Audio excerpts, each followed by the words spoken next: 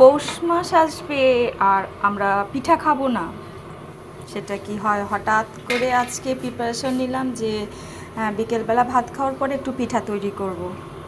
সেই উদ্যোগেই কিন্তু এই যে এখানে চুষি পিঠা আছে, আর এখানে ছোটোবেলায় দিদাকে দেখতাম এরকম ছোট্ট ছোট্ট পুতুল বানিয়ে দিত। এই যে সেই পুতুল, এটা একটা পুরুষ পুতুল পুরা ব্যাগ, এটা একটা মেয়ে পুতুল, আর এটা একটা ভিলেন। এই সব কিছু প্রিপারেশন করে এখন রেডি করা হচ্ছে। আর এই যে জাল দেওয়া হচ্ছে দুধ, গুড় দিয়ে, অনেক সুন্দর, গুড়টা অনেক ভালো। তো এখন একটু বলক আসলেই দুধের আমরা পিঠাটা দিয়ে দিব। গুড় দিয়ে জাল দেওয়া হচ্ছে।